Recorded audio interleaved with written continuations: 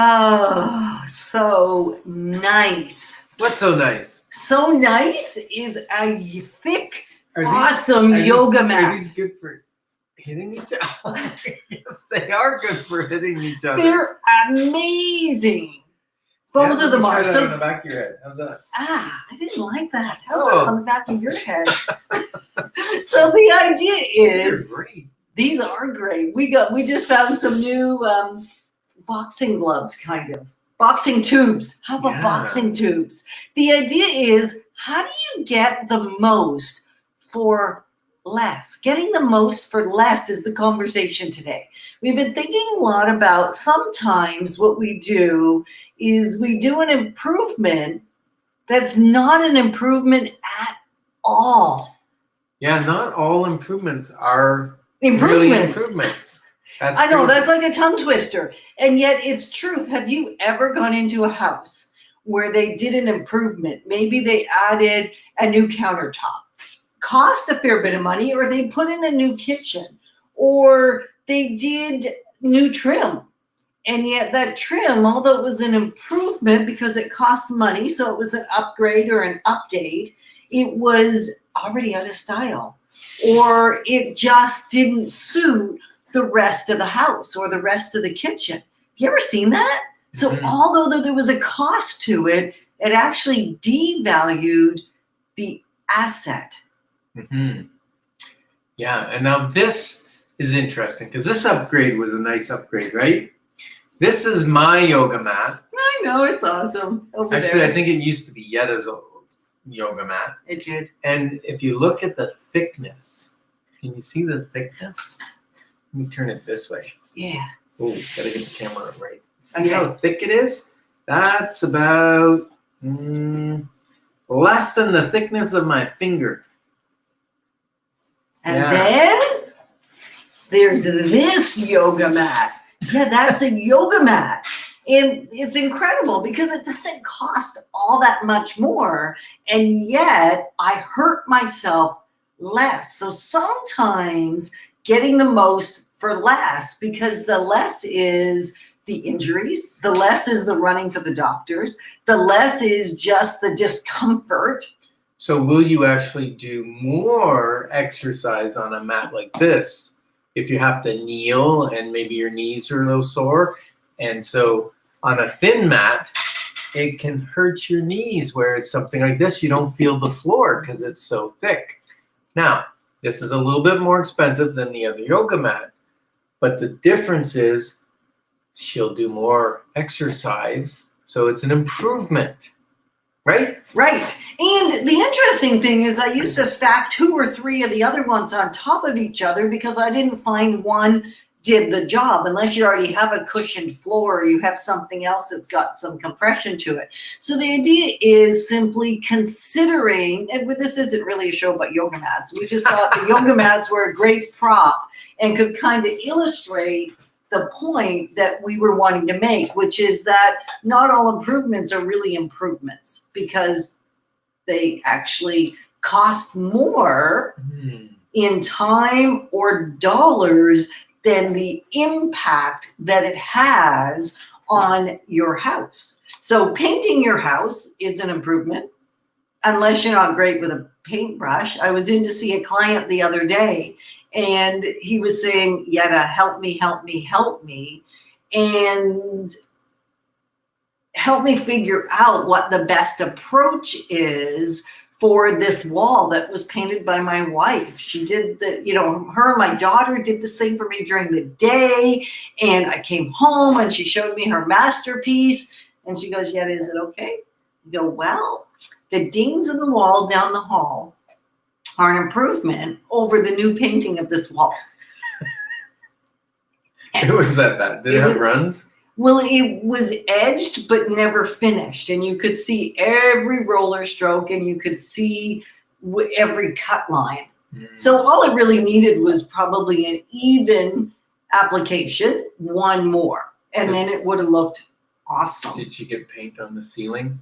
Not bad this time. So that's the other thing that we often see is the paint roller or brush bangs up there. Yeah. And you now have a pink or So blue we ceiling. hire a painter when it comes to our house because Mhm. I'm not steady enough for Eagle Eye over here for it to work out for our relationship. So it's much better for our relationship. Like hanging wallpaper almost ended our marriage in the beginning. Right.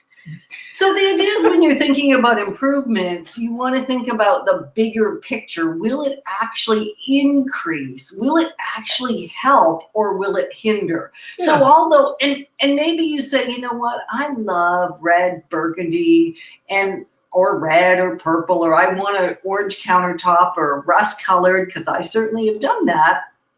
And simply get to say, I'm going to get the enjoyment from it, and I'm okay that it devalues my home.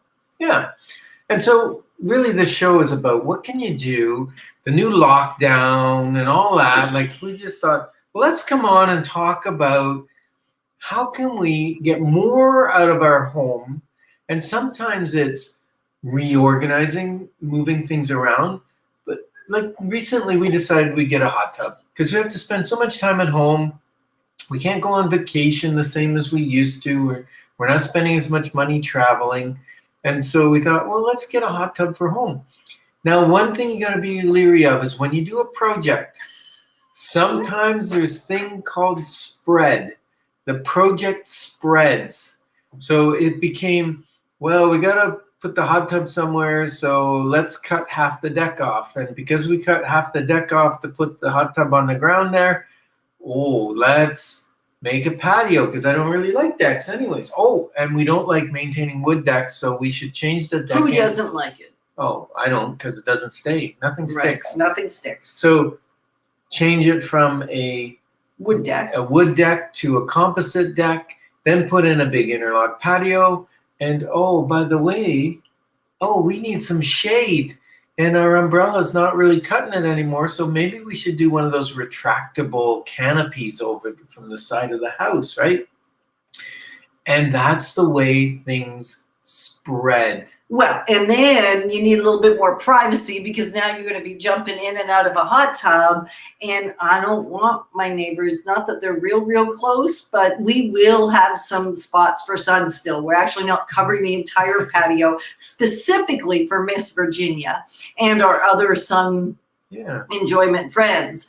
And each thing just got bigger. So then the privacy fence. So I did the mistake of waiting to order that. Virginia wants a massage area. Okay, I'll set it up. You can come over and do the massages.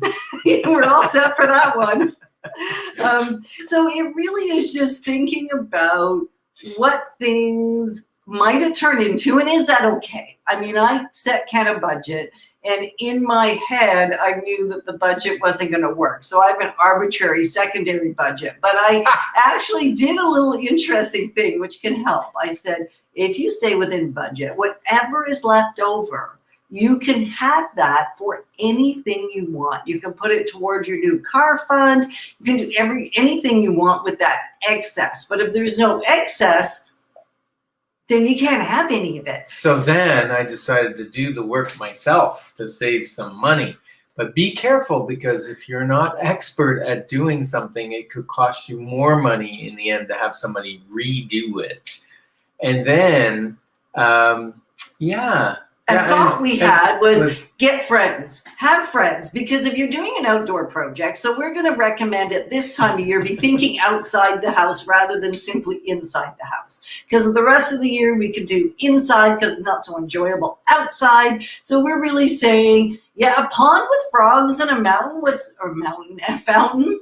We've done that. We actually did that. And it, in many cases, doesn't increase value at all, other than your enjoyment. And I love the sound of it. Love the sound of because I put in a stream and love the koi in it, but hated the maintenance. And the silly gray heron flew into our backyard and ate some of our fish. Yeah. But it actually reduced my enjoyment. I know Virginia wants enjoyment value from watching her frogs. For me, the maintenance created less enjoyment because then it started going all green and algae and their fountain was green and it was just, it became a frustration. So be careful with what you wish for because sometimes the maintenance of it Right.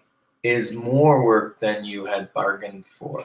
And then the idea of do yourself versus hiring somebody. So obviously the cost increases if you hire somebody, but if you can't do it well, what we talked about was having friends that have expertise. Let them come hang out, because even if we have to social distance, if we're outside, the great thing is we can do a project together. We can connect, we can bond, and we can even socialize at a distance when we're working outside. So that was something we've been doing, because Ken also likes the idea of the concept of exercise, because you're getting fit at the same time. So that's also how you can get more with less, because it costs you less. Yes, but be careful, because if you're not fit to start with and you take on a project like interlock or something, you could have your back interlocked.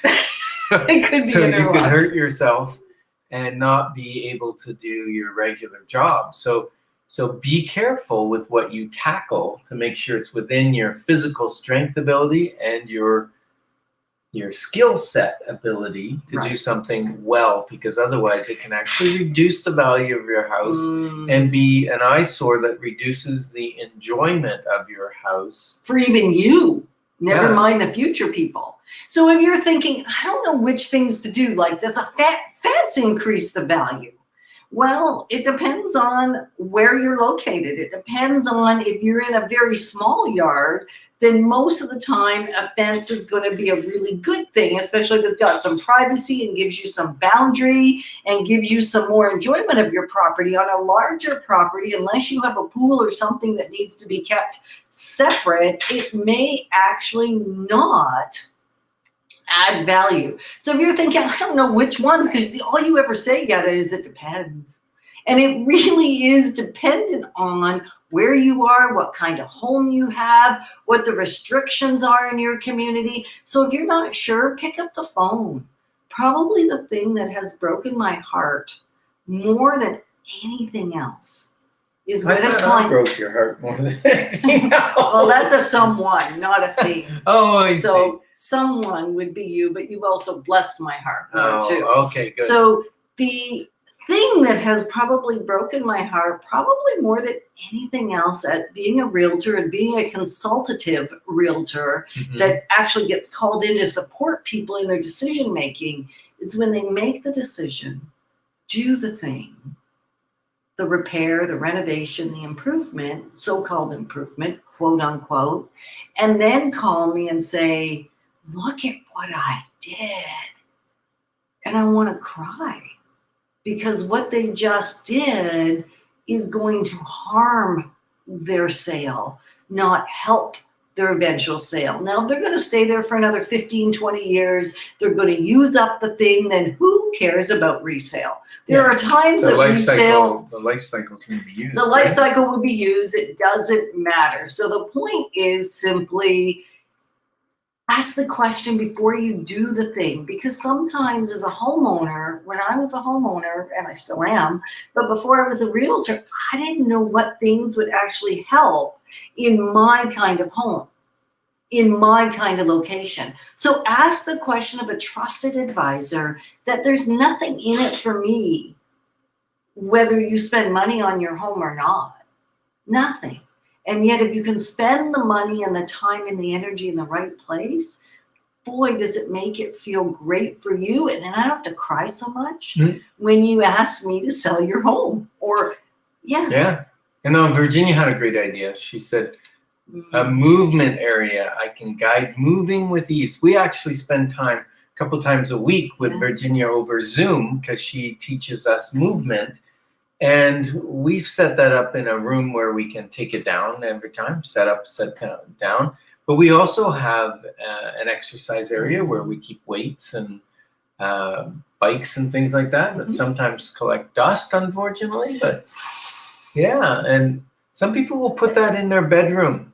Now, Yetta seems to think that's a good idea. What do you Because then think? it's right there. What do you think? I think it's a horrible idea because every time I go to bed, I have remorse that I didn't use the machine that's sitting in my bedroom. It becomes a clothes rack for my clothes as I take them off. And it's just, maybe you've got a treadmill sitting in your bedroom that's collecting dust and clothes. Maybe. I just think it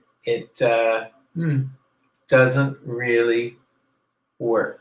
All right. So we can have a Put debate. in the comments. You put in the comments. Yep. In the exercise equipment, yoga area, in the bedroom, or not. And I'm talking your principal bedroom where you sleep, Primary bedroom. not your secondary bedroom where maybe is a guest bedroom every once in a while. So if you are thinking, I don't know whether I should do this or I shouldn't do this, you can private message us, ask us the question. We will tell you. You can certainly get access to some Life's Inside Track episodes that we cover this as well, so that you make a decision informed. You may still make the decision you're thinking of, or you may say, let's tweak it a little bit and do things a little differently. Okay.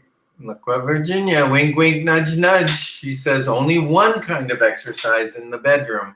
All I'm right. with you, V. And if you're watching the replay, just do #replay and continue to comment and chat it up so that we can give you the best counsel possible. We're hoping 32 years of being in this industry, well, we know it will give us some insight that we wouldn't otherwise have and access 39 to. years of being married. Ugh. What do you mean, oof? Oh, yatta. Anyway, have an amazing day and let's continue to grow and make amazing decisions together.